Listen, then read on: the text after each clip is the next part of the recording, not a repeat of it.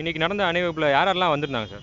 இன்றைக்கி அது அது எங்களுக்கு தெரியாது யார் யார் வந்திருந்தாருன்னு. ஆனால் அணிவகுப்பு நடத்தப்பட்டது வந்து சட்டவிரோதமானது. அது வந்து தெளிவானது. ஏன்னா வந்து அவருடைய ஃபோட்டோ இதெல்லாம் வெளியே வந்த பிறகு டிவிலெலாம் மீடியாலாம் வந்த பிறகு வந்து அவங்க வந்து அணிவகுப்பு நடத்தினது சட்டத்துக்கு விரோதமானது. இந்திய சாட்சி சட்டத்தின்படி அந்த அணிவகுப்பு ஏற்புடையது அல்ல. அது மட்டும் சரியான முறையில் நடக்கலை அப்படின்னு சொல்கிறீங்க. அது இல்லை, சட்டத்திற்கு முரணானது. அதனுடைய சாட்சியத்தின் மதிப்பீடு என்ன என்பதை பொறுத்து நாங்கள் வந்து அது டிஃபென்ஸில் நிரூபிச்சுக்கணும். ராம்குமாரை நீங்கள் வந்து ஜெயிலில் போய் சந்திச்சிங்க. ராம்குமாரை சிறைச்சாலையில் சந்தித்தோம். ராம்குமார் ரொம்ப மன உளைச்சலில் இருக்கார். அவருடைய காயங்கள் இன்னும் ஆறல. இந்த வழக்குக்கும் எனக்கும் எந்தவித சம்மந்தம் இல்லை அப்படிங்கிற மட்டும் சொல்கிறாரு. வேறு எதுவும் அவர் கூறலையா?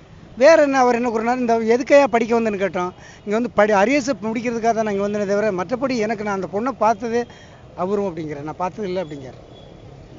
இது ஒரு ஆணவ கொலை அப்படின்னு சொல்லி நீங்கள் சொல்லியிருந்தீங்க. நான் இந்த இது ஆணவ கொலை இருக்கலாம்னு சொல்லியிருந்தேன். எந்த அடிப்படையில் இது வந்து ஆணவ கொலையாக இருக்கலாம் அப்படின்றது உங்களோட இது சார்? இல்லை, அந்த அந்த பிலா மாலிக்னு சொல்லி ஒரு பேசியிருந்தார்ல, அதை வச்சு இது ஆணவ கொலையாக இருக்கலாமா அப்படின்னு சொல்லியிருந்தேன். ஆனால் அது சம்மந்தமாக விசாரிக்க வேண்டியது போலீஸும் ஊடகங்களும் தான். எங்களை பொறுத்தவரை ராம்குமார் என்ன யார், ராம்குமாருக்கு இதுக்கு என்ன சம்மந்தம் அப்படிங்கிறத பொறுத்து தான் நாங்கள் வந்து சொல்ல முடியும். ஏன்னா என்றால் சுவாதி ஒரு பெண்ணை பற்றிய கருத்து சொல்கிறதுக்கு தயாராக இல்லை நான். அப்போ ராம்குமார் வந்து அவங்களை சந்திச்சு கொலைக்கும் எனக்கு சம்மந்தம் இல்லை அப்படின்றத மட்டும் தான் தெரிவிச்சாரா, இல்லை வேறு ஏதாவது மேலே ஏதாவது சொன்னாரா? இல்லை, ராம்குமார் கொலையை பற்றி மட்டும்தானே அநியாயமாக நான் பாதிக்கப்பட்டிருக்கேன், ரெண்டாவது என்னுடைய கழுத்து வர அறுத்துட்டாங்க அப்படிங்கிற விஷயத்தையும் அவர் பதிவு பண்ணியிருக்காரு. ஏன்னா அது சம்மந்தமாக வழக்கு இருக்கிறதுனால நிறைய டிஃபென்ஸை நாங்கள் உங்கள்கிட்ட சொல்கிறதுக்கு முடியலை. ஏன்னா டிஃபென்ஸில் அவங்க ஒரு வழக்கில் மாட்டின மாதிரி வழக்கில் மாட்டியிருக்கிறான். ரொம்ப மைல்டாக இதாகத்தான் வெளியெடுக்கணும். ஏன்னா காவல்துறையினுடைய மோசமான போக்கை நாங்கள் வந்து வெளியே சொல்ல முடியாது. ஸோ இப்போ நீங்கள் குற்றத்தை வந்து காவல்துறை மேலே வந்துட்டு போடுறீங்க. காவல்துறை மேலே போடலை, காவல்துறை ஒருதலைபட்சமாக விசாரணை பண்ணியிருக்குன்னு சொல்கிறோம். காவல்துறை மேலே போடலை. ஃபேர் ட்ரையல் இது சம்மந்தமாக வந்து நீங்கள் இன்னும் வந்து விளக்கம் சொன்னால் நாங்கள் வந்து ஒரு சங்கம் தான், எங்கள் முற்போக்கு வழக்கறிஞர் சங்கம் தான் இதை பற்றி முடிவு செஞ்சுருக்கு. முற்போக்கு வழக்கறிஞர் மீதியை வந்து முற்போக்கு வழக்கறிஞர் சங்கத்துடைய செயலாளர் பொதுச் செயலாளர் நம்ம மார்க்ஸ்ட்டை வேணா கேட்டுங்க. ஏன்னா அவரும் கூட இருந்தார் அது சம்மந்தமாக. அதில் அவர்கிட்ட ஒன்று பேசி விசாரணை வந்து போலீஸ் வந்து முறையான விசாரணை வந்து மேற்கொள்ளவில்லை. என்னன்னு சொன்னால், இந்த சுவாதியினுடைய அந்த செல்ஃபோனை ஒரு 3 மாதத்துக்கு அவங்களுடைய கால் லிஸ்ட்டை எடுத்து விசாரித்தாலே யாருக்கிட்ட அதிகமாக பேசுனாங்க, யாருக்கிட்ட இருந்து அவங்களுக்கு மெசேஜ் வந்துச்சு, அவங்கக்கிட்ட எவ்வளோ நேரம் பேசுனாங்க, இந்த தகவலெல்லாம் போலீஸெல்லாம் எடுக்க முடியும். ஒவ்வொரு கொலை வழக்கிலும் இதுதான் நடந்துக்கிட்டு இருக்கு.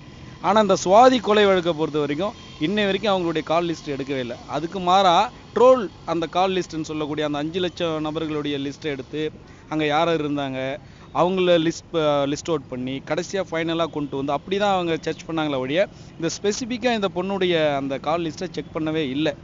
அது மட்டும் இல்லாமல் கொலை நடந்து இன்னை வரைக்கும் ஒரு 15 நாள் இருக்குது. இன்னை வரைக்கும் அவங்க அப்பாவையோ இல்லை அவங்க சகோதரியோ அவங்க அம்மாவையோ யாருமே இது சம்மந்தமாக விசாரிக்கலை. ஏன்னா அவங்க அப்பா அம்மா கிட்ட சொல்லியிருக்கலாம், யார் என்ன பின்தொடர்றாங்க, யார் என்ன ஃபாலோ பண்ணுறாங்க, யார் என்ன த்ரெட்டன் பண்ணுறாங்க சொல்லியிருக்கலாம். அப்போ கொலை நடந்த அந்த பெற்றோரை விசாரிக்கணும்ல. காவல்துறை ஏன் இன்னை வரைக்கும் விசாரிக்க தயங்குறாங்க? ஏன் ராம்குமார் பெற்றோரை போய் கஸ்டடியில் எடுக்கிறாங்க, இல்லீகல் வந்து டிடைன் பண்ணுறாங்க? ஏன் இவங்களை ஏன் விசாரிக்கலை? அப்போ யாருக்காக இவங்க பயப்படுறாங்க? யாரை காப்பாற்ற இவங்க வந்து வேலை செஞ்சுக்கிட்டு இருக்காங்க? இதையெல்லாம் ஏன் காவல்துறை விசாரிக்கலை? அப்போது இதெல்லாம் சிபிஐ விசாரித்தாதான் இது தெரியும். ஏன்னு சொன்னால் பிலால் மாலிக்குக்கும் சுவாதிக்கும் என்ன தொடர்பு, பெங்களூர்லேருந்து வந்த நபர்களுக்கும் சுவாதிக்கும் என்ன தொடர்பு அப்படின்றதெல்லாம் சிபிஐ விசாரித்தா தான் தெரியும். அப்போ இது முழுக்க ஒரு ஆணவ கொலையாக இருக்கிறதுக்கான அனைத்து சாத்தியக்கூறுகளும் இருக்குது என்பதால் தான் எங்களுடைய சங்கம் முழுமையாக இறங்கி இதை வந்து ஆய்வு செஞ்சப்போ இன்றைக்கி ராம்குமார் கூட அதைத்தான் சொல்கிறாரு. ஏன்னா அவங்க சுவாதிக்கும், அதாவது இந்த கொலைக்கும் சுவாதியினோட குடும்பத்துக்கு என்ன தொடர்பு, இந்த பெங்களூர்லேருந்து வந்த நபர்களுக்கு என்ன தொடர்பு, இதெல்லாம் நிறைய சொல்லியிருக்காரு. இதெல்லாம் நம்ம வெளிப்படையாக இங்கே ஊடகத்தில் சொன்னால் நம்ம பெட்டிஷன் ஃபைல் பண்ணும்போது பிரச்சனை வர்றதுக்கு வாய்ப்பு இருக்குது. அதனால் நாங்கள் சிபிஐ கேட்டு மனு தாக்கல் செய்கிறப்போ எல்லா விஷயத்தையும் சொல்லுவோம். நீங்கள் சொன்ன மாதிரி ஐடென்டிஃபிகேஷன் பரேட் வந்து இன்றைக்கி தமிழ்நாட்டிலேருந்து ஒரு 6 வயசு குழந்தைய கூப்பிட்டு வந்து 1000 பேரை நிற்க வச்சு இதில் ராம்குமார் யாருன்னு நீங்கள் போய் காட்டுமான்னு சொன்னால் கூட கண்டுபிடிக்கக்கூடிய சூழல் இருக்குது.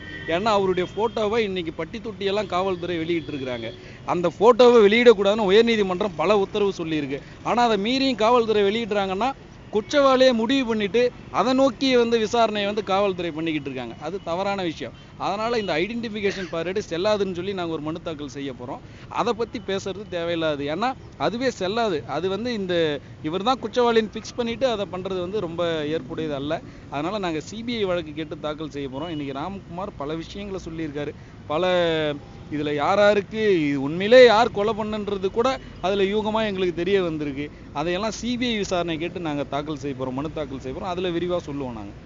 அப்போ தமிழ்நாடு காவல் வந்துட்டு சரியில்லை அப்படின்னு சொல்ல வரீங்களா?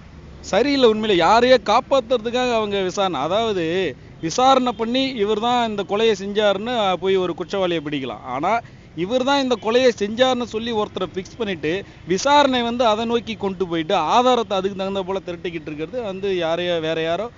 இதனால வந்து சட்டம் ஒழுங்கு உண்மையான குற்றவாளி வெளியிட்டா இங்க ஒரு மத கலவரம் உண்டாகலாம், இல்லை ஒரு சாதி கலவரம் உண்டாகலான்ற ஒரு பயம் கூட காவல்துறைக்கு இருக்கும். பல வழக்குல நம்ம பார்த்துருக்குறோம்.